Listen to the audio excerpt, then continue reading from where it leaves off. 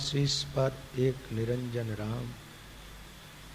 रात दिवस रटबो करे नहीं आन सो काम। राम राम रसना रटे आन धर्म नहीं आस।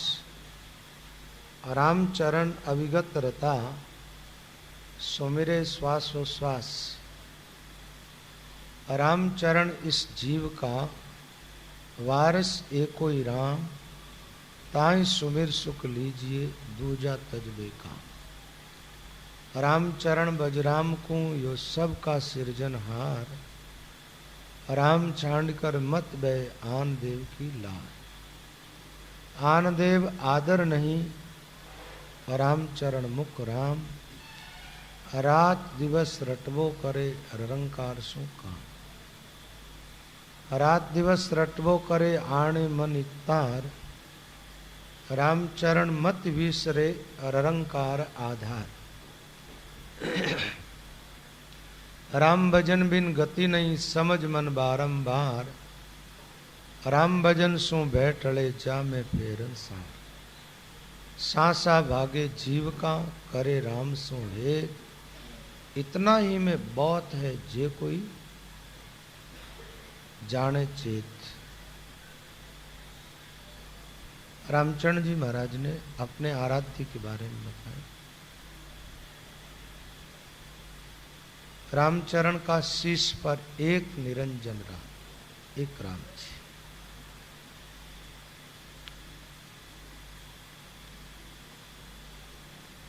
एक राम का अर्थ ये हुआ, एक राम की उपासना, एक राम जी का इष्ट। और जो अपना आराध्य है उसका रात दिन सुमिरन करना। अन्य देवी देवताओं की किसी प्रकार की कोई आशा नहीं रखनी। ये बात पहली साखी के अंदर आई। आप देखो भाई, एक की जहां पर बात आती है ना, तो एक काल में एक आदमी दो रास्तों पर चल सकता है क्या? एक काल में एक आदमी दो गाड़ी में बैठ सकता है क्या? एक काल में एक आदमी दो नाव में बैठ सकता है क्या?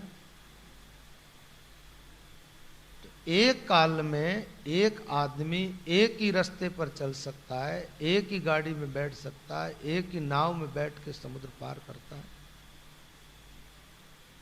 ऐसे इस जीवन के अंदर उपासना एक की होती है।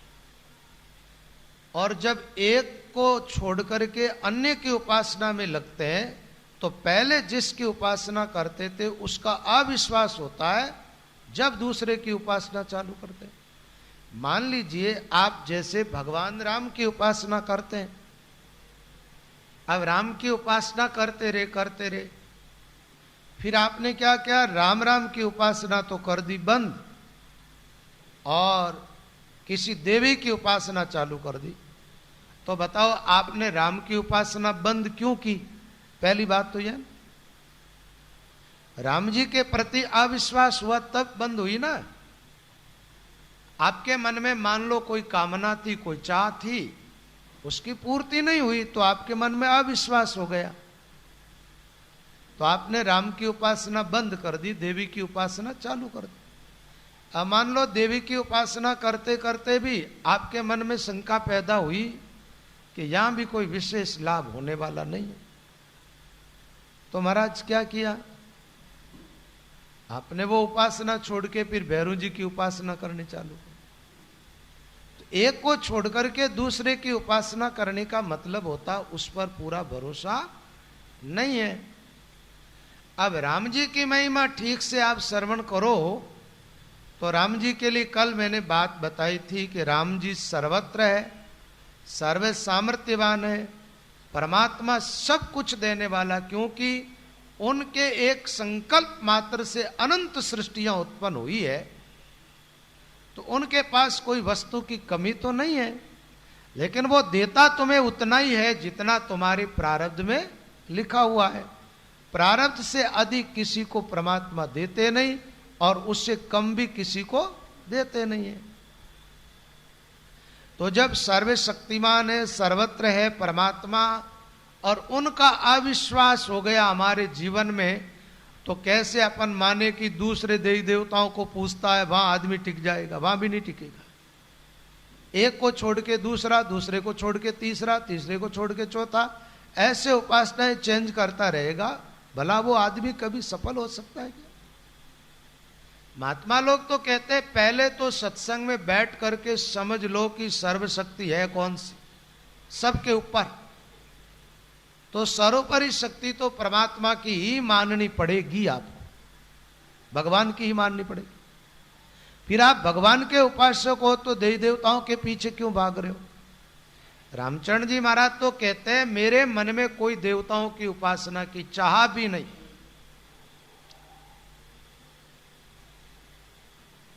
केवल एक राम का विश्वास, राम के नाम का जप, राम का ध्यान, एक एक को आश्रो, एक एक को ज्ञान, एक एक की भावना, एक एक को ध्यान, एक एक को ध्यान, एक में सर्व समाया। ये पतिव्रता की रीत, प्रीत सो पति को पाया। एक राम जा रहे बरतार झार दूसरा आन, एक एक को आश्रो, एक एक को ज्ञान। एक के आश्रित हो जाओ, एक का ज्ञान प्राप्त करो, एक परमात्मा का ध्यान करो, एक परमात्मा के नाम का जप करो, सफल हो जाओ। अच्छा एक काम करो, मेरी बात आपके समझ में आए या ना आए, आप आज पहले जितने महापुरुष हुए ना, उच्च कोटि के संत, उन संतों का जीवन देख लो, उन्होंने किसी एक की उपासना की है या अनेक की उपासना की है? ये देखो आप जितने महात्मा हुए। अच्छा एक काम करो, आप राम से नहीं संतों को छोड़ दो एक तरफ, इसके अलावा भी संतों का जीवन देखो, वो अनेक की उपासना करते रहे या एक की उपासना। तो सबके लिए देखा जाए, सगुण उपासना वालों को देखो ना, तो तुलसीदास जी राम के उपासक है तो राम की उपासना करते हैं, सूरदास जी कृष्ण के उपासक है तो कृष्ण की उपासना करते हैं, मीरा कृष्ण की उपासक है तो वो कृष्ण की उपासना करती। एक मेरे तो गिरधर गोपाल दूसरों ना, मीरा कहती है मेरे परमात्मा के अलावा और कोई मेरे तो नहीं है। अच्छा एक बात बताओ, ये महात्मा सब सफल हुए कि नहीं हुए? अच्छा मीरा की पूजा के अंदर कृष्ण के अलावा और कोई था क्या? नहीं था। तो उपासना की पद्धति तो वो है, और मीरा को परमात्मा की प्राप्ति हुई है। मान लो आप सगुण उपासना करते हैं, तो अब आप विचार करके देखो, मीरा तो कहती है मेरे एक गिरधर गोपाल दूसरा न कोई, और आपके विचारों में क्या है? अपने आप को देख लेने का, एक की तरफ चलो। रामचरण का शीश पर एक निरंजन राम, रात दिवस रट वो करे। अब महापुरुष कहते भाई इस काम में फुर्सत मिले तो दूसरा काम करे ना। राम की उपासना में इस ढंग से लग गए, अब और का नाम जबान पर आता ही नहीं है। बस राम जी के नाम का जप और कोई ध्यान में आता ही नहीं है, राम जी का ही ध्यान, और राम के अलावा और कोई तत्व दिखाई नहीं देता जिसके आश्रित हो जाए। आप लोगों ने भागवत तो खूब सुनी है ना। भागवत में एक चतुर्श्लोक की भागवत है। वैसे भगवान नारायण के मुंह से जो उच्चारण हुई है वो चतुर्श्लोक की भागवत है। सृष्टि के आदि में नारायण ने उपदेश किया है ब्रह्मा जी को, वो उपदेश 4 श्लोकों के अंदर है। वही उपदेश ब्रह्मा जी ने नारद जी को किया, वो भी 4 श्लोकों में है। और वही उपदेश व्यास जी को नारद जी ने किया, और फिर व्यास जी ने क्या किया, उनकी जो है टीका करके और विस्तार कर दिया। 4 श्लोकों पर 18,000 श्लोक लिख दिए उन्होंने। तो वो जो चतुर्श्लोक की भागवत है, उसका पहला जो श्लोक है उसका भाव यह है, भगवान कहते हैं कि इस सृष्टि के आदि में मैं ही था, मेरे अलावा और कोई था नहीं। सृष्टि की उत्पत्ति मेरे से हुई है, और ये पूरा संसार मेरे आधार पर टिका हुआ है, इनके भीतर भी मैं ही हूं, और जहां संसार नहीं है वहां भी मैं हूं, और संसार का जहां अभाव हो जाता है, संसार जब प्रलय हो जाता है, समाप्त हो जाता है, तो मैं ही बचता हूं। इसका मतलब क्या हुआ कि परमात्मा ही है, बाकी तो सब नाश की तरफ जा रहे। वो पहले भी थे, आज भी है, आगे भी रहेगा, और वही राम तत्व है। उसी को रामचरण जी महाराज ने राम कहा। रामचरण जी महाराज भी तो यही कहते हैं, निरंजन निराकार जो है, ये आकार नहीं था तब भी वो थे, आकारों के भीतर वही है, और आकार मिटने के बाद भी वही रहता है। तो बात तो भागवत की और रामचरण जी महाराज की एक ही है, करीब करीब। देखो, इतिहास जो भागवत में लिखा गया वो व्यास जी की तरफ से लिखा गया है। भागवत का मूल सिद्धांत जो है वो निर्गुण निराकार की उपासना है, निर्गुण निराकार। फिर तो व्यास जी ने क्या किया, उसका विस्तार किया ना। तो पुराणों की एक पद्धति होती है जिसके अंदर मनवंतर है, वंशावली है, वो होती है। तो भागवत में है 14 मनुओं की बात है, सूर्यवंश और चंद्रवंश की बात है, और उसी के अंदर भगवान कृष्ण का चरित्र बहुत विस्तार से लिखा उन्होंने। भाई, भगवान द्वापुर युग में हुए, व्यास जी भी द्वापुर में हुए। भगवान कृष्ण की सारी लीलाएं व्यास जी के सामने हुई, इसलिए उन लीलाओं का विस्तार उन्होंने ज्यादा किया। बात नहीं। उपासना की दृष्टि से देखा जाए, व्यास किसकी उपासना करते हैं, नारद किसकी उपासना करते हैं, सनकादि किसकी उपासना करते हैं। ये कई महात्मा तो ऐसे हैं महाराज, जैसे सनकादिक नारद आदि हुए, ये जब उत्पन्न हुए, जब तो कोई अवतार हुआ ही नहीं था, बाद में हुए सारे अवतार, और सृष्टि के आदि में उत्पन्न हुए, इसलिए इनको भी एक अवतार के रूप में ही माना है। सनकादिक आदिकों 24 अवतारों में नारद जी का भी अवतार है, सनकादिकों का भी अवतार है। तो शिव सनकादिक नारद गावे, सो शायब मेरे मन भावे। शिव जी, सनकादिक, नारद जी सब जिसकी उपासना में लगे हुए हैं। देवताओं के जीवन में भी तकलीफ आती है जब उनकी शरण में जाते हैं, उनकी मदद की आवश्यकता पड़ती है देवताओं को। तो आदमी को सीधी भगवान की शरण ले लेनी चाहिए। ऐसा नहीं है कि और किसी की शरण ले फिर वो मदद करे तो भगवत प्राप्ति होगी, ऐसा मामला नहीं है। यहां किसी दलाल की जरूरत ही नहीं। परमात्मा सर्वत्र है, सर्वशक्तिवान है, और वो मिल जाते हैं उनकी उपासना करने से। उनका ज्ञान आपके जीवन में अवतरित हो जाता है। रात दिन राम नाम के सुमिरन करो, ज्यादा से ज्यादा भगवान से प्रार्थना करते रहो, हे प्रभु आपको एक पल के लिए भी भूलूं नहीं, निरंतर आपकी याद बनी रहे, आपका नाम मेरी जबान पर निरंतर रहे। ऐसी भगवान से प्रार्थना किया करो। रात दिवस रटवो करे, नहीं आनसु काम। किसी ने पूछा, आप आन की उपासना अन्य देवताओं क्यों नहीं मानते? बोले मुझे कोई काम ही नहीं। एक बात है, आपसे किसी आदमी को काम हो, कोई जरूरत हो, तो वो आपके पास आएगा। अब जिस आदमी को आपसे कोई जरूरत ही नहीं, वो काहे को आएगा आपके पास? देखो, रामचरण जी महाराज हुए, उस समय राजाओं का राज्य था। उदयपुर दरबार ने वीतराग महाराज के लिए अर्जी पत्र लिख करके भेजा अपने एक मंत्री को, कर्मचारी को, और काफी बड़ी अर्जी कि महाराज आप उदयपुर पधारो और दर्शन दिलाओ, ऐसी प्रार्थना लिखी। प्रार्थना लेकर के और वो आया भक्त, वहां वीतराग महाराज के सामने प्रार्थना पत्र सुनाया। मैं जो वीतराग कह रहा हूं ना, ये रामचरण जी महाराज के शिष्य रामजन जी महाराज का ही दूसरा नाम वीतराग। एक तो वैराग्यवान होता है, एक वीतरागी, और वैरागी में अंतर होता है। वैरागी कभी रागी हो सकता है, लेकिन वीतरागी कभी रागी नहीं होता। वीतराग का मतलब राग जिसका जीवन से बिल्कुल खत्म ही हो गया, और वैराग का अर्थ होता है वैराग्य जगा। वैराग जगा तो आप संसार को छोड़ सकते हैं, लेकिन कभी राग जीवन में उत्पन्न होने की भी वहां संभावना रहती। वापस यहां कोई संभावना नहीं। तो अर्जी पत्र आया, वाचन हुआ, तो वीतराग महाराज ने क्या किया, महाराज उसके नीचे एक अपनी साखी लिख दी अपनी तरफ से, और उसको समेट करके वापस दे दिया, बोलिए दरबार को वापस दे दें। नीचे क्या लिखा था वीतराग महाराज ने? राम राज द्वारे रामजन राम राम, तीन बात सो जाए के मीठो के मान को के कुछ धन की चाय।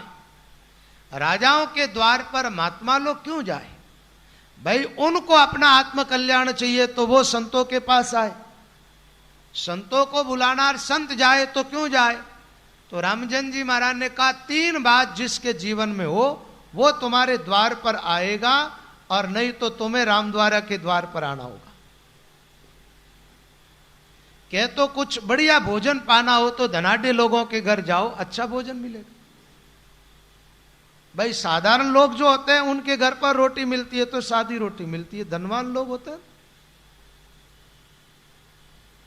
उनके घर पर कई प्रकार के भोजन बनते हैं, बढ़िया भोजन मिल जाता, मीठा भोजन खाने को। देखो आजकल तो लोग मीठे से लोगों की अरुचि होगी, करीब करीब मीठा खाते ही नहीं आजकल, छोटे छोटे बच्चे नहीं खाते। कोई जमाना था लोग मीठे के बड़े शौकीन होते थे, मीठा खाते थे, खूब खाते भी थे, पचाते भी थे। आजकल लोगों की रुचि कम होगी, नहीं तो खा पाते हैं न पचा पाते हैं। मान लो कोई जबरदस्ती खा भी ले तो पचा नहीं पाते, ऐसा होता। लेकिन कोई जमाना था मीठा के बड़े शौकीन होते थे। शाहपुरा में तो लड्डू बनते थे ज्यादा महाराज, ठीक है। और आजकल लड्डू क्या शाहपुरा में छोटे छोटे बनने लगे, क्योंकि लोग खाने वाले हैं ना, उनकी खुराक कम हो गई तो फिर बड़ा लड्डू कोई खाता ही नहीं है। पहले तो ये मोटे मोटे लड्डू बनते थे, पता है आप लोगों, मोटे मोटे ऐसे। कई ऐसे संत, एक साधु महाराज ऐसे ऐसे बड़े बड़े 32 लड्डू खा जाता था, ठीक है। भजन भी खूब करते, खुराक भी अच्छी होती थी।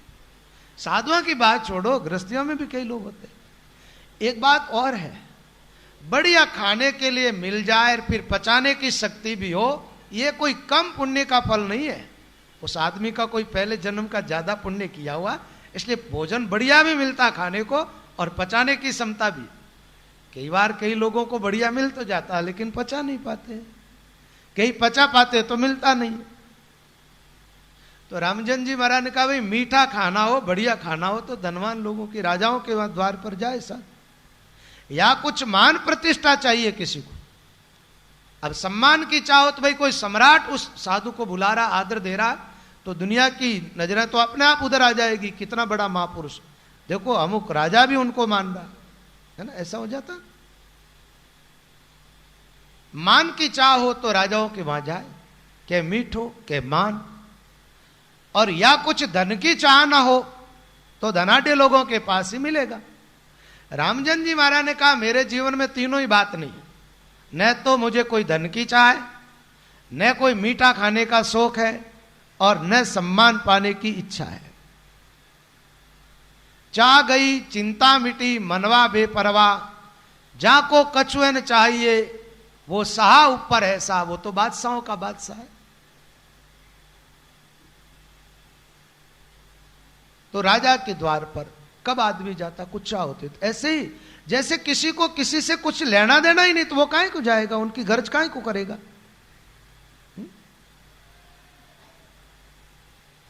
तो रामचरण जी महाराज कहते हैं अन्य देवी देवता है नहीं है, उन्हें उससे मुझे कोई लेना देना नहीं, मेरे को उनसे कोई काम ही नहीं है ना।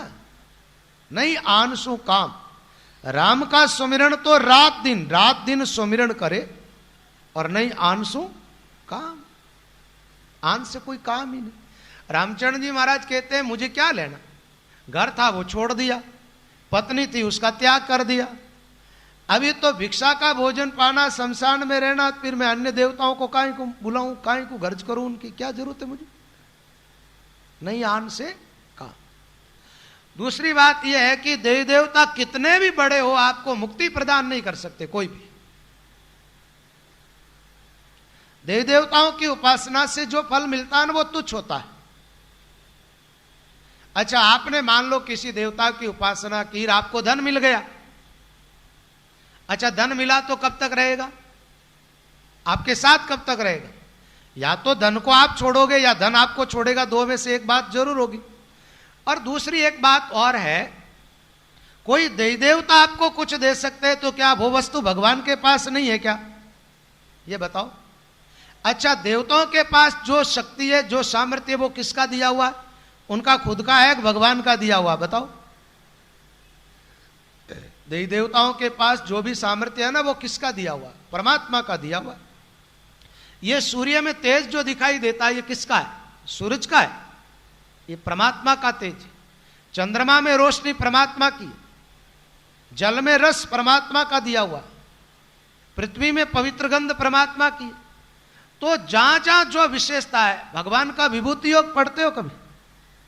गीता पाठ करो तो 10वें अध्याय में विभूति योग का वर्णन है, भागवत में भी वो वर्णन है।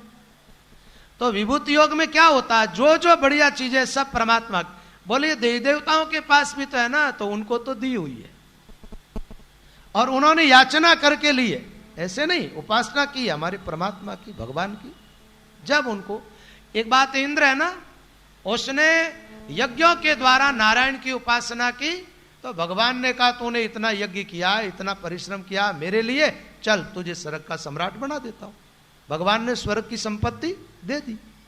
एक बात बताओ, जो इंद्र को स्वर्ग की संपत्ति दी, उस परमात्मा के चरणों की शरण हम लेंगे तो हमारे जीवन में कमी रहेगी क्या?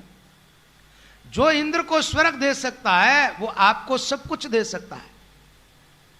आप जानते हो, प्रहलाद को भगवान के दर्शन हुए थे ना। प्रहलाद से कहा, प्रहलाद तेरी जो इच्छा वो मांग, तू चाहे तो ब्रह्मा का आसन दे दूं अभी। ब्रह्मा जी वहीं खड़े हैं, और भगवान क्या कह रहे हैं? तू चाहे ब्रह्मा आसन तो दे देता हूं, आज ही तुझे ब्रह्मा बना दूं, तू चाहे तो स्वर्ग का सम्राट इंद्र बना दूं। अच्छा, प्रहलाद ने कोई यज्ञ आदि नहीं किया। प्रहलाद ने क्या किया? केवल राम की उपासना की है, केवल राम की उपासना, राम राम किया, इसके अलावा और कुछ नहीं किया। भगवान सब कुछ देने को तैयार, लेकिन भगवान के भक्त होते हैं ना, वो महाराज भगवान के अलावा और कुछ चाहते ही नहीं, वो चाहते ही नहीं। एक महात्मा जी थे जिनको भगवान के दर्शन हुए, कहा जो चाह मांग ले। महात्मा ने सोचा, भगवान कहते मांग ले, तो मैं तो भगवान को ही चाहता था और वो तो मिल गए, अब भगवान से क्या मांगू? उन्होंने प्रार्थना की, प्रभु मैं मांगू जो दे दोगे? बोले हाँ।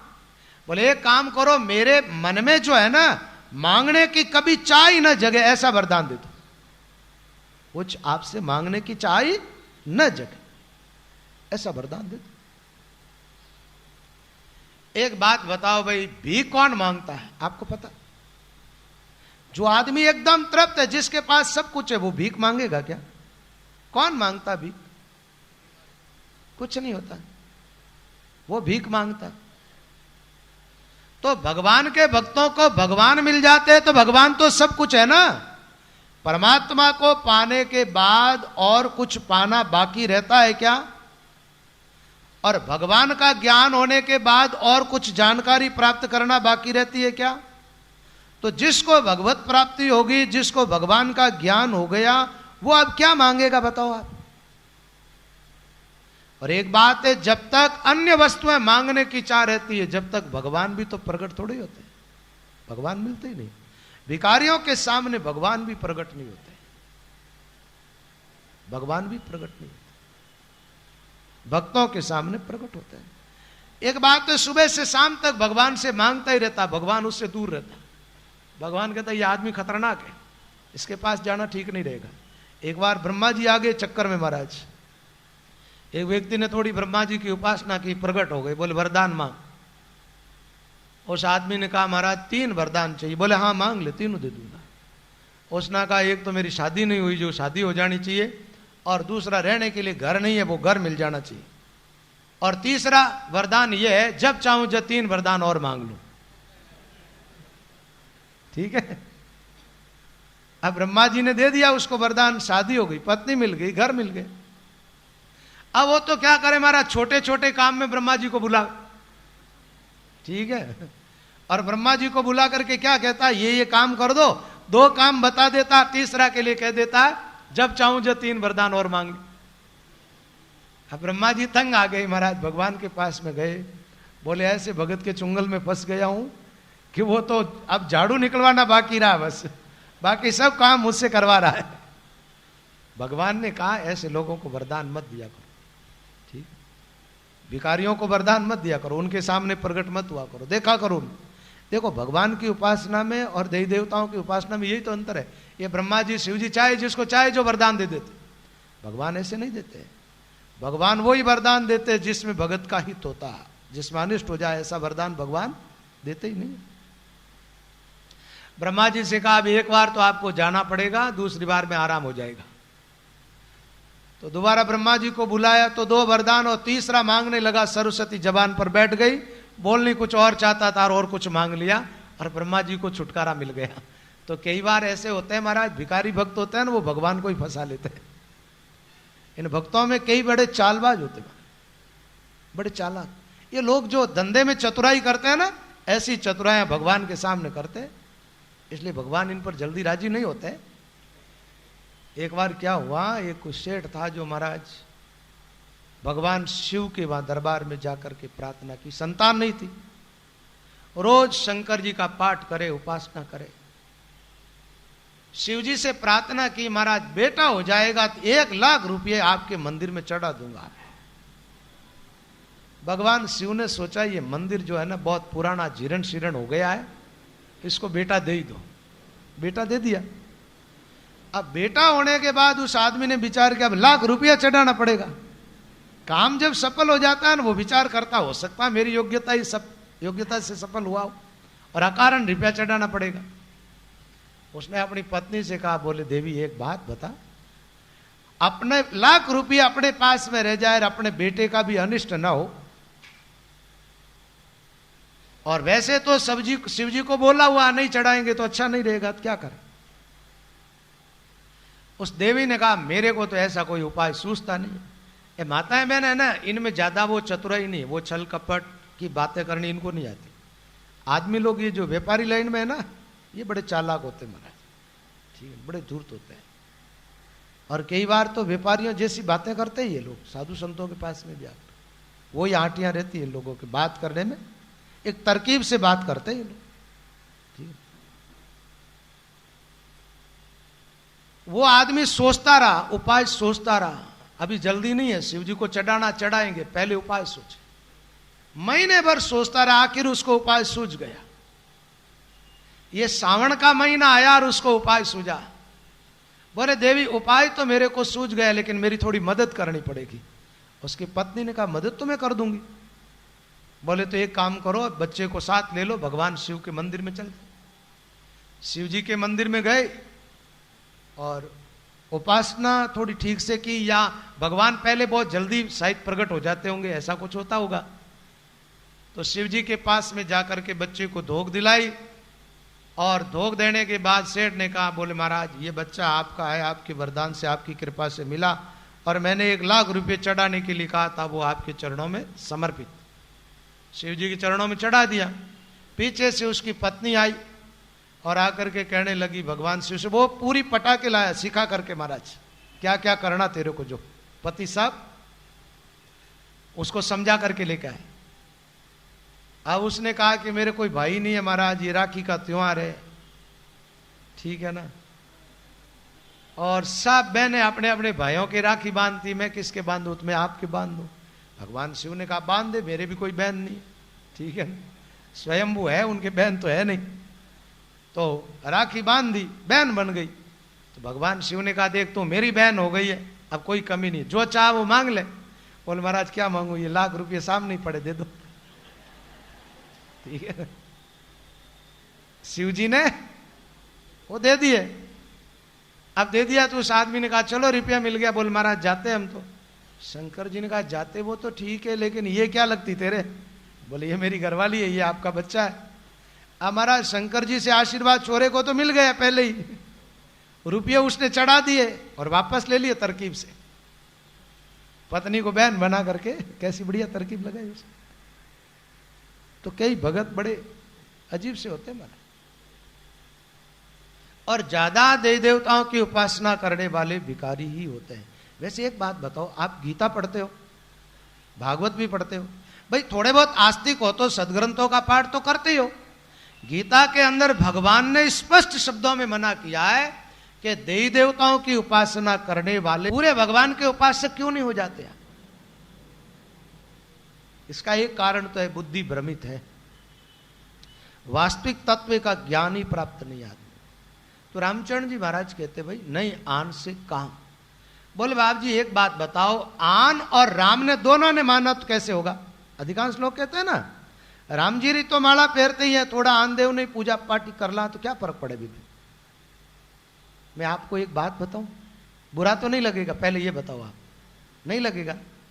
आपकी पत्नी पतिव्रता है, ठीक है, पति तो आपको ही मानती है वो, और 2-4 दिन कहीं भी और जगह जाकर के आ जाए, क्या फर्क पड़ता है आपके?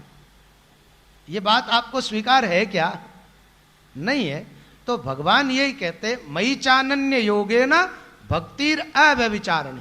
कृष्ण क्या कहते हैं गीता के अंदर कि भक्ति में व्यभिचार नहीं होना चाहिए। व्यभिचार का मतलब एक को छोड़ के अनेक की उपासना भक्ति मार्ग में नहीं होनी चाहिए।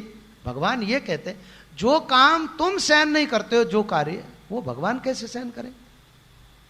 भगवान कहते तुझे मेरा भरोसा ही नहीं है इसलिए तू भटक रहा है, तो मैं तुझे कहां को उतारूं भाई? पूरा भरोसा हो जाएगा। गजेंद्र मोक्ष का प्रसंग आता है ना भागवत, ये जो कथाएं है ना, कहानियां नहीं है, इन कथाओं के पीछे बहुत बड़ा ज्ञान है। गजेंद्र दूसरों का सहारा लेता रहा जब तक भगवान आए क्या, और भगवान का पूरा भरोसा कर लिया तो टाइम कितना लगा आने में, देर कितनी लगी, तुरंत आ गए। द्रौपदी दूसरों की तरफ देखती रही मदद के लिए, तो भगवान आए क्या बताओ?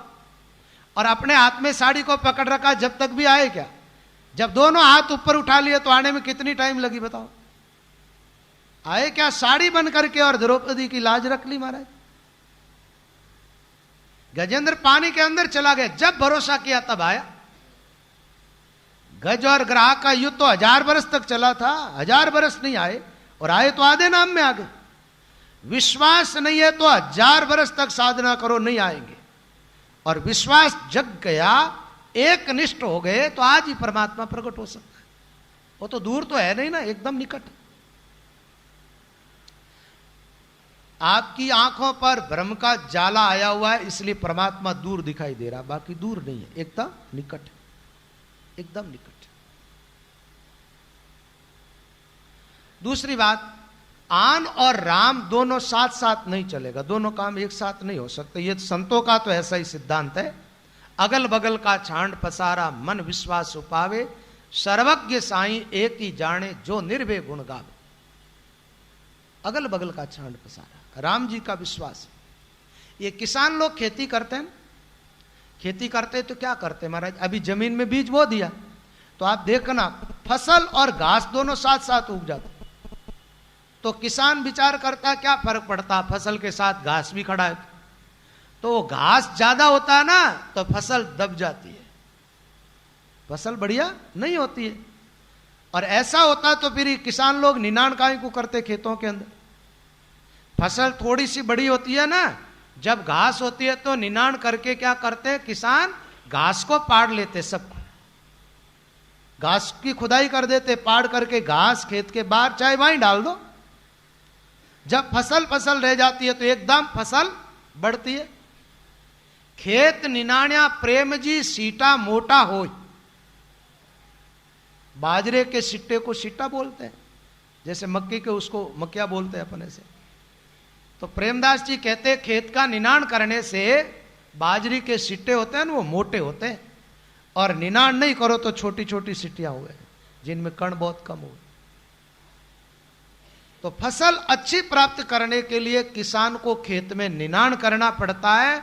अच्छी तरह से भगवान की भक्ति करने के लिए, भगवान को रिझाने के लिए भगत को क्या करना पड़ता है, एक राम की उपासना करनी पड़ती है, एक के सारे होना पड़ता है। मेरे तो गिरधर गोपाल दूसरो ना कोई, मैं तो मारे राम जी रा राम जी हमारा, मेरा तो राम जी प्राणों से प्यारा। आशा एक राम से दूजी आशा छोड़ दो, और नाता एक राम जी से दूजा नाता तोड़ दो। ये बात कहते हो ना, उसको थोड़ा जीवन में आदर कर लो, काम बन जाएगा। भक्ति मार्ग वैसे सरल है, कठिन नहीं है, बहुत सरल, समझने की जरूरत है। राम राम रसना रटे आन धर्म नहीं आस, राम चरण अविगत रता सुमिरे श्वासो श्वास। रामचंद्र जी महाराज कहते हैं राम नाम का सुमिरन निरंतर करते, रसना अपनी जबान पर राम जी को बिठा दो।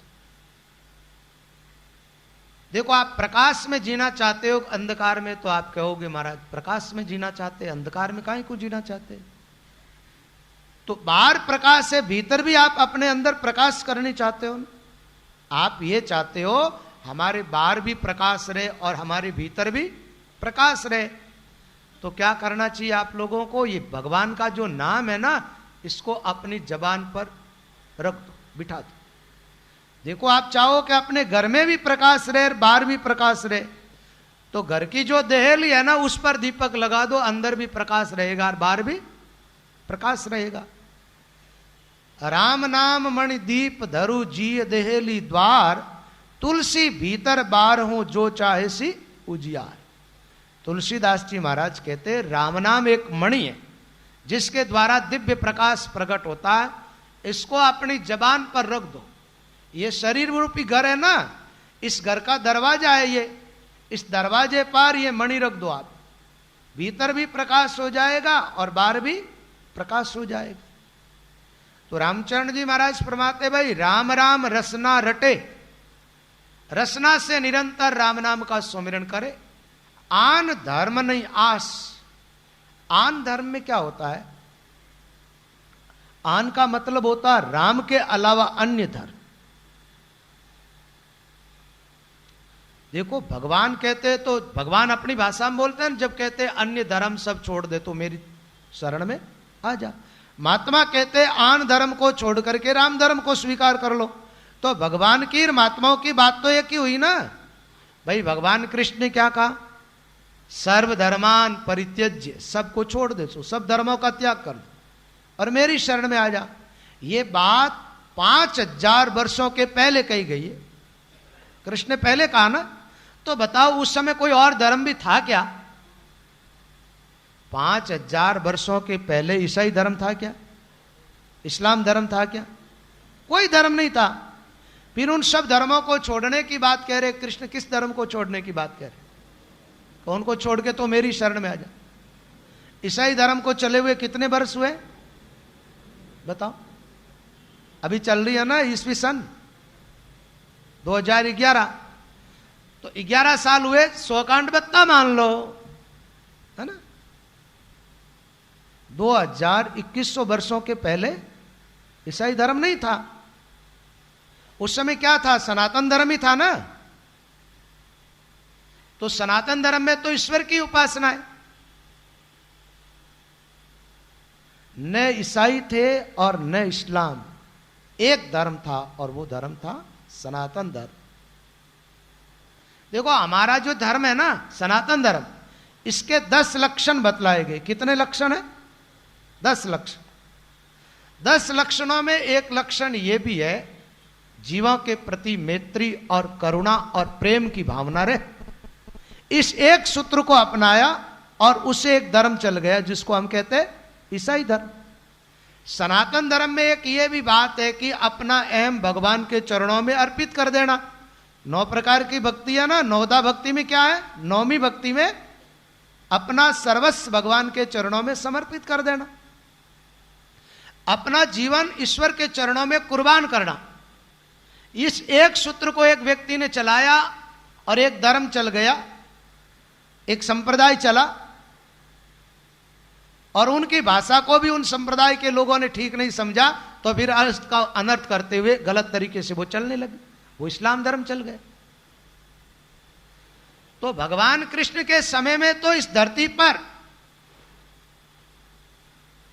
और ये जो सनातन धर्म है ना, ये कब से चला इसकी तो कोई संख्या ही नहीं। 5 अरब से भी ज्यादा वर्ष हो गए सनातन धर्म को चले हुए। तो जब से सृष्टि उत्पन्न हुई है तब से चल रहा है। और भगवान उस समय कह रहे सर्वधर्मान परित्यज्य मामेकम, ये अन्य देव देवताओं की उपासना आदि तुम छोड़ दो, लौकिक धर्म है इसकी भी ज्यादा प्रभाव मत करो। भगवान कहते तो मेरी शरण में आ जा, मैं तुझे सब कर्मों के बंधन से मुक्त कर दूंगा। और महात्मा लोग भी यही बात कहते हैं, आन उपासना त्याग करके राम की शरण ले लो, संसार से पार हो जाओगे। तो भगवान की और संतों की बात बिल्कुल एक बात है। अब बात ये हो जाती है, हम भगवान को मानते हैं लेकिन भगवान की बात कम मानते हैं। हम वाणी जी को मानते हैं लेकिन वाणी जी की बात कम मानते हैं। हम संत और सदगुरुओं को मानते हैं लेकिन उनकी बात का आदर कम करते हैं। अब कम मानो तो फिर भटकते रहो भाई, जन्मते रहो, मरते रहो, आते रहो, जाते रहो और क्लेश भोगते रहो। नहीं तो इस जीवन में ऐसी उपासना करो जिससे जीवन सदा के लिए सुखी हो जाए, सदा के लिए सुखी। एक महात्मा हुए, दादू जी के चेले थे, उन्होंने अपनी वाणी में लिखा, आनन रामन एक ही जानत, या नहीं बात बने कछु भाई, जो सब खेती रही मिल घास में, यूं ही जाई वा बीज रुबाई। वेश्या को पूत पिता किन कहवे, जानत है सब लोक लुगाई, आन तजा बिना राम मिले नहीं, रज्जब काढ़ी राम दुआई। आन उपासना नहीं छोड़ोगे, राम जी नहीं मिलेंगे। राम जी की सौगन खा करके रज्जब जी ने कह दिया, और रज्जब जी इन बातों को जानते थे कि गजेंद्र ने जब तक दूसरा सहारा लिया जब तक राम जी नहीं आए। तो बहुत सारे ऐसे उदाहरण हैं। एक बात बताओ, वेश्या के बेटा हो जाए बाप किसको कहेगा? अनेक की उपासना करने वाले लोगों से पूछो तुम्हारा आराध्य क्या, क्या बताएगी? एक की उपासना करो जिससे सफल हो जाओगे। एक काम करो, आपका बच्चा पढ़ाई करने के लिए जाता है ना, थोड़े दिन इस स्कूल में डालो, थोड़े दिन दूसरे स्कूल में डालो, थोड़े दिन और दूसरे में चलता लो, कैसा होगा? पढ़ाई हो जाएगी उसकी। एक ही स्कूल में जाना पड़ेगा। एक कक्षा की पढ़ाई पूरी नहीं होती जब तक उसी कक्षा में उस बच्चे को रहना पड़ता, जब आगे बढ़ता धीरे धीरे। भगवान के अनंत नाम है, लेकिन उस नामों में से एक नाम चुन लो आप जो अच्छा लगे, फिर उस नाम से उसको पुकारते जाओ।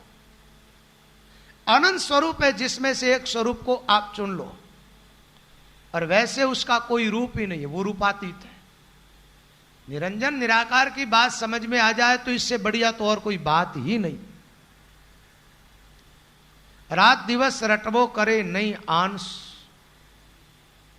राम राम रसना रटे आन धर्म नहीं आस, राम चरण अविगत रता सुमिरे श्वासो श्वास।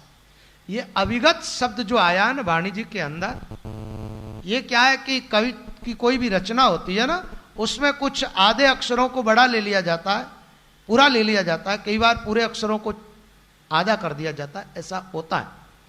ये असली सही शब्द जो है वाणी का अव्यक्त शब्द है। अव्यक्त का अर्थ होता है जो इंद्रियों की पकड़ में नहीं आता है, जो निर्गुण और निराकार है उसको अव्यक्त कहा गया। शरीरधारी व्यक्त है और परमात्मा अव्यक्त है। माया व्यक्त है इसलिए इंद्रियों की पकड़ में आ रही है, परमात्मा अव्यक्त है इसलिए इंद्रियों की पकड़ में नहीं आता। तो रामचरण जी महाराज कहते अविगत रता, रता का मतलब होता है रत, पूरे उसमें लग जाना, अपनी वृत्ति को वहां टिका करके फिर भजन करना। रामचरण अविगत रता सुमिरे श्वासो श्वास, राम नाम का सुमिरन करे उस समय धारणा ऐसी बनाए परमात्मा सर्वत्र व्यापक, हमारे बाहर भीतर सब कुछ परमात्मा ही परमात्मा है। ऐसा मान लो जैसे मच्छी पानी में रहती है, उसके चारों तरफ पानी पानी है, पानी के अलावा और कुछ नहीं है। ऐसे भक्त देखता है कि भगवान ही भगवान है, सर्वत्र है। इन भावों से भावित होकर के फिर श्वासोश्वास राम नाम का सुमिरन करे तो बहुत जल्दी साधक को सफलता मिल जाती है। अब श्वासोश्वास सुमिरन की बात आई है तो इसमें भी कोई कठिन काम नहीं। श्वास तो वैसे ही चलती है आपकी निरंतर, श्वास के साथ में राम शब्द जोड़ दो, श्वास चले वैसे राम शब्द श्वास साथ में चलता रहे। थोड़े दिन तो आपको अभ्यास करना पड़ेगा शुरू में, और अभ्यास करते करते धीरे धीरे श्वासों के साथ राम शब्द एक हो जाएगा। श्वास के साथ राम शब्द की एकता होगी ना तो आप सो जाओगे गहरी नींद में, श्वास चलती रहेगी तो श्वास के साथ सुमिरन चालू रहेगा। सोवत जागत डोरी लागी बनबस्ती की शंका भागी। तो श्वासोश्वास सांस के साथ राम शब्द जोड़ करके भजन करो। रामचरण अविगत रता सुमिरे श्वासो श्वास। रामचरण इस जीव का वारिस एको ही राम, ताई सुमिर सुख लीजिए दूजा तजबे का। वारिस किसको कहते हैं? मालिक को। जैसे आपके पास संपत्ति है, घर बार जो कुछ भी, उसका वारिस कौन है, उसका मालिक कौन बनेगा? अभी तो आप हो ना, लेकिन बाद में कौन होगा वारिस? आपका बेटा होगा ना। तो महात्मा लोग कहते हैं भाई इस जीव का वारिस कौन है, इस जीव का मालिक कौन? अब विचार करके देखो आपकी आत्मा का वारिस कौन? आप कोई देवी देवताओं की उपासना करो, हमारा कोई विरोध नहीं है, हमें बात जितनी समझ में आती है वो हम आपको बता रहे हैं बस। लेकिन आप अब विचार करो, चिंतन करो कि आपकी आत्मा का मालिक कोई देवता है क्या? भैरव जी, रामदेव जी, भोमिया जी, पितृभाव जी, इनमें से कोई आपकी आत्मा के मालिक है क्या? तो कौन है मालिक? ईश्वर, परमात्मा ना। तो ये बात आपके समझ में आ गई कि हमारा वारिस वही है, परमात्मा ही है। तो फिर कोई बिना तर्क दिए ईश्वर उपासना में लग जाओ ना, बिना तर्क दिए। देखो दो तरह का मार्ग, एक भक्ति मार्ग, एक ज्ञान मार्ग। ज्ञान मार्ग मस्तिष्क के आधार पर चलता है, भक्ति मार्ग हृदय के आधार पर। हृदय में भावना होती है, मस्तिष्क में तर्क होता है। ज्ञानी आदमी तर्क पर तर्क देता जाएगा, तर्क से कोई बात सिद्ध करनी चाहता है। और भक्त होता है वो भावना के साथ भगवान को मान लेता है। जब महात्मा कहते हैं, और शास्त्रों में यही बात है, जीव का मालिक परमात्मा ही है, बस परमात्मा को मान लो, मेरे तो भगवान है और मैं भगवान का हूं। आप कहोगे इस मान्यता से क्या लाभ होगा? बहुत बड़ा लाभ हो जाएगा, बहुत बड़ा लाभ होगा। एक बात बताओ, आपके माँ बाप ने आपका नाम रख दिया राम, श्याम, गोविंद, गोपाल, कुछ भी है ना। एक बात बताओ, इसके साथ क्या हुआ? मान्यता ही तो हुई है ना। रखा और आपने मान लिया कि ये नाम मेरा है, जबकि नाम नहीं, अनामी जन्मे हो, जन्म लिया उस दिन नाम थोड़ा ही था आपका। मान्यता हो गई। अब कोई गहरी नींद में सोते हो आप, और आपको जगा के पूछे नाम क्या, तो खट वही नाम बताओ, जबान पर आएगा। मान्यता हो गई ना। आप किस जाति के हो, यह भी आपकी एक मान्यता है। दूसरी बात, एक लड़का और लड़की होते हैं महाराज, 20-25 साल के होते हैं, जब तक एक दूसरे की शक्ल भी नहीं देखते वो लोग, बिल्कुल अपरिचित होते हैं। लड़की ने लड़के को देखा नहीं, लड़के ने लड़की को नहीं देखा, माँ बाप ने संबंध कर दिया और बात पक्की हो गई, उन्होंने सुन लिया और सुनते ही मान्यता हो गई। लड़की के दिमाग में तो हो गया कि वो मेरा पति है, और लड़के के दिमाग में हो गया। अब बताओ, सहज उनके प्रति, एक दूसरे के प्रति आकर्षण होता है कि नहीं होता? फिर भीतर प्रेम अपने आप होता है कि नहीं होता है? तो मान्यता से बहुत कुछ हो जाता है। जब अपन ऐसा मान लेंगे कि अपने है परमात्मा, भगवान अपने है, लड़की ने मान लिया कि अमुक लड़का मेरा पति है, बताओ उनको कुछ भी नहीं करना पड़ा, उन लड़के के प्रति प्रेम अपने आप उसमें पैदा हो गया, अपने आप। और कई बार तो ऐसा होता है महाराज, वो परस्पर नहीं मिलते तो आपस में तड़पने लग जाते, और इतना गहरा प्रेम होता है, आप तो देखते हो, और आपके सामने कई घटनाएं घटित होती है। कई लड़कियां चली जाती है, माँ बाप बहुत प्रयास करने पर भी नहीं आती है, क्योंकि प्रेम वहां हो गया। जहां प्रेम हो गया उसको वो छोड़ना नहीं चाहती, और उनको अपना मान लिया। यही हुआ है ना। तो ऐसे आप भगवान को अपना मान लोगे तो आप संसार से सहज पार हो जाओ। दूसरी बात, संसार के लौकिक संबंध जितने सब बनावटी है, और भगवान के साथ तो आत्मा का कायम संबंध है। ईश्वर अंश, जीव अविनाशी। जीव तो ईश्वर का अंश है, जीव का मालिक परमात्मा ही है। इसलिए भगवान को अपना मान लो। मानने से बहुत कुछ हो जाएगा। आज से आप दृढ़ निश्चय के साथ मान लो ये बात कि हम भगवान के हैं, भगवान हमारे हैं, और हमें आज से भगवान की ही उपासना करनी है।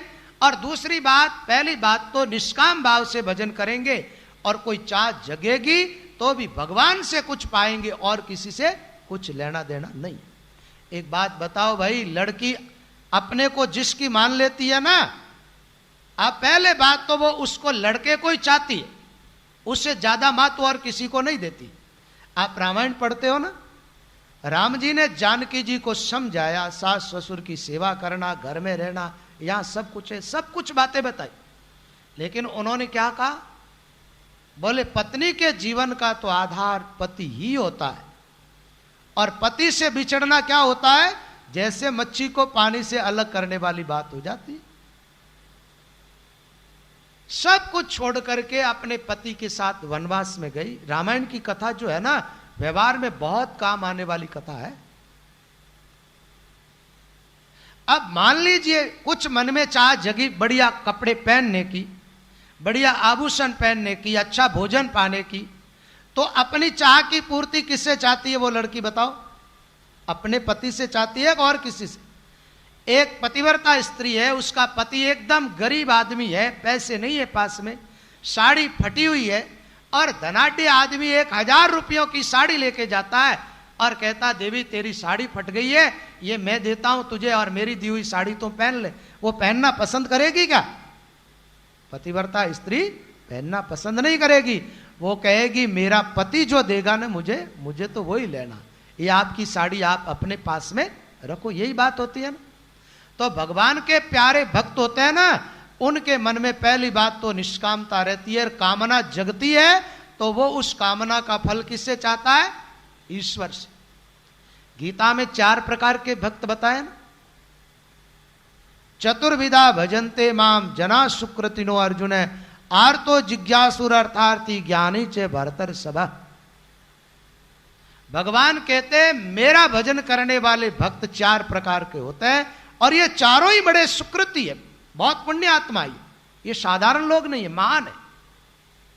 क्योंकि दुष्कृति व्यक्ति तो भगवान का भजन कर ही नहीं सकता। नैमाम दुष्कृतिनो मूढ़ा प्रपद्यन्ते नराधमा। जो नराधम है, जो दुष्कृति व्यक्ति है, ऐसा व्यक्ति भगवान का भजन नहीं कर सकता। तो 4 प्रकार के भक्तों में एक भक्त जो है वो ज्ञानी, उसके मन में कोई कामना नहीं होती है, तो उसको भगवान ने कहा वो मेरा ही स्वरूप है। और 3 भक्तों के मन में चाह होती है। एक भक्त वो ज्ञान प्राप्ति के लिए भगवान को बसता है, भगवान उसको ज्ञान प्रदान कर देते हैं। एक भक्त वो है धन की चाह से भगवान को बसता है, भगवान उसको धन प्रदान कर देते हैं। और एक भक्त वो है संकट से निकलने के लिए भगवान को बसता है, भगवान उसको संकट से निकाल देते। गजेंद्र, द्रौपदी आदि, उत्तरा आदि के कई प्रसंग है, संकट में फंसे तो भगवान ने इनको बचाया संकट से। वाल्मीकि आदि को भगवान ने ज्ञान प्रदान किया, और सुदामा आदि को धन प्रदान किया है। एक बात है, भगवान देते हैं ना, थोड़ा नहीं देते, छप्पर फाड़ के देते हैं। थोड़ा भरोसा तो करो आप राम जी का। अरे आप लक्ष्मी चाहते हो तो लक्ष्मीपति को पूजो ना, लक्ष्मी तो उनके पास है। अन्य देवताओं की उपासना से क्या लाभ होगा आप लोगों? विश्वास करो थोड़ा भगवान का। एक बार क्या हुआ, एक भगत ने ऐसी बात सुन ली सत्संग के अंदर के राम जी का पूरा भरोसा रखना चाहिए। उसने काम करना बंद कर दिया, निरंतर माला फेरता। होई नचित करे मति चिंते चांच दई वो चिंत करेगो, पाव पसार पर्यो किन सोवत पेट दियो वो पेट भरेगो, जीव जीते जल के थल के उन पहाड़ में पहुंचाई धरेगो, भूख ही भूख पुकारत है नर सुंदर तू का भूख मरेगो। निश्चिंत हो गए। अब घर वाले तुम्हारा पत्नी को धन चाहिए, पत्नी कहती है आप कुछ कमाने के लिए तो जाओ, नहीं कमाओगे तो खाओगे क्या? उसने कहा भगवान रोटी देंगे, भजन करो तुम तो। अरे बैठे बैठे भगवान रोटी कैसे दे देंगे? बोले चिंता छोड़ो, देंगे। अब घर में पूरा सामान खत्म हो गया ना, जो पास में था सब खा गई, पूरा रुपये पैसे भी नहीं रहा, दाल आटा चावल नमक मिर्ची कुछ भी नहीं बचा घर में, सब खत्म। भगत जी सुबह सुबह क्या हुआ महाराज, लोटा हाथ में लेकर के गए थे जंगल। तो लोटा से सोच क्रिया करते तो वापस आते लोग लोटा मांजते, रेत खोदी लोटे से, तो रेत खोदने पर एक छोटी सी किनार दिखाई दी। विचार के क्या, थोड़ा और रेत को खोदा तो एक गड़ा दिखाई दिया, पीतल का भांडा बहुत बड़ा। उसका ढक्कन खोल के देखे तो चांदी के सिक्के। आगे देखा तो उसमें एक सांकल लगी हुई है, और खोदा तो एक और है। ऐसे 4 चरु वहां पर पड़े, धन से भरे हुए। एक में सोने की मार है, एक में चांदी, एक में और कुछ जेवरात।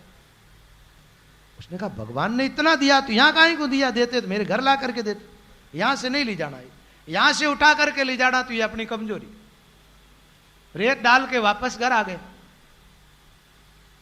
अब आज भूखे रह गए बच्चे, पत्नी भी भूखी है, तो भूखा आदमी कुछ न कुछ बोलने लग जाता है। रात में नींद नहीं आ रही है, पति पत्नी दोनों बात कर रहे हैं। पत्नी ने कहा देखो कुछ कमाना तो पड़ेगा, भगवान का भजन करो, बहुत अच्छी बात है, लेकिन अब घर चलाना है तो पैसे तो चाहिए ना। उन्होंने कहा देख तू नहीं जानती है, भगवान ने आज मुझे खूब सारा धन दिया, लेकिन वहां जंगल में दिया इसलिए मैं वहीं छोड़ के आ गए, अमुक जगह पड़ा, अब ठाकुर जी यहां ला के देंगे जब लेऊंगा, नहीं तो नहीं लूंगा। 4 चोर बैठे थे बाहर, कहीं चोरी करने जाते थे, उस झोंपड़े के सारे बैठ गए। उन्होंने सुना कितना बेवकूफ है, धन मिला लाया नहीं, चलो अपन ले आते। वो पहुंच गए वहां पर, वो पहुंचे और उन्होंने जमीन खोदी तो 4 चोरू निकल गए। अब अंदर से ढक्कन खोला तो उसमें सर्प और बिच्छू दिखाई दे रहे उनको। विचार कर वो आदमी बदमाश था, अपने को देख करके ऐसी बातें कर रहा था, और वो चाहता था ये जाकर के खोल ले और इनको सर्प बिच्छू काट जाए, मर जाए। ऐसा करते हैं, वो तो छपरे में तो सोता ही है, झोंपड़ा है उसका, अपन ये चारों ही चरू ले लो और उसकी छत को हटा करके उसके ऊपर डालो, उसको खा जाएंगे, सर्प बिच्छू मर जाएगा वो।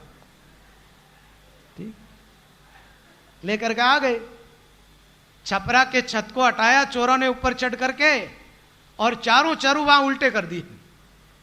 उल्टे करे तो वहां तो धन ही था हमारा, सांप बिच्छू तो उनको दिख रहे थे। देखो जिन्हें कर्मा में कांकरा वे ना जन पचकाई हुए नहीं।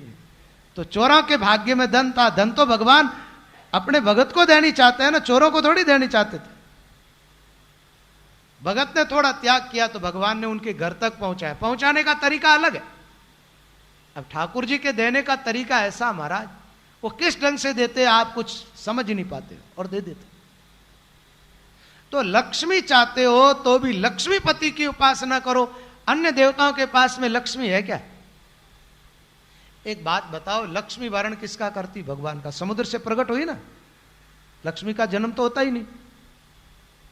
सब देवी देवता उनकी तरफ देख रहे थे, भगवान का वर्ण किया, भगवान को पति करो, भगवान के साथ रहना पसंद करती, भगवान भेजे उसके घर में चली जाती। माया दासी राम की, ये तो राम जी की दासी परमात्मा की, इसलिए माया चाहो तो भी भजन करो। भगत के घर छप्पर फाड़ के भगवान ने दिया, कमी नहीं है ना। रामचरण महाराज की मोटी है सरकार, साजन भोजन मोकलार भजन किया भौपार। रामचरण जी महाराज कहते दिन शरणों महाराज को निस्दिन कीजिए मौज, रामचरण संसार सुख दे दिखावे नोज। राम के दरबार में कमी काई की नाई, बंदा मौज पावे नहीं तो चूक चाकरी माई। एक बात है, कोई आदमी बहुत धनवान व्यक्ति है, खूब पैसे, रुपये पैसे, सारी सुविधाएं उसको, तो बताओ उसकी पत्नी के वो कमी रहने देगा क्या? लेकिन मान लो पति की कहानी नहीं मानती है, व्यभिचार करती है, भटकती रहती है, ऐसी पत्नी को पति कितना ही धनवान है तो सुविधा देगा क्या? फिर तो वो तिरस्कार ही करेगा ना। महात्माओं ने बताया, बादशाह की सुरमा होती, लागी लार पिंजारा, और पड़ी पैजार पचे पिस्तानी, जन्म बिगाड़ियो झारा। ये कोई राजा की पत्नी थी तो महाराज किसी आन पुरुष का साथ कर लिया। राजा को पता नहीं चला, जब तक तो चलता रहा मामला। पता चला तो राजा ने नाक और कान काट करके, काला मुंह करके, गधे पर चढ़ा करके गांव के बाहर निकाल दिया उसको। सारी सुविधाएं मिल रही थी, कुमति आई ना, कुमति से पतन हो गया। हम है तो भगवान के और भटकते हैं इधर उधर, भगवान राजी कैसे हो जाए? कमी तो कुछ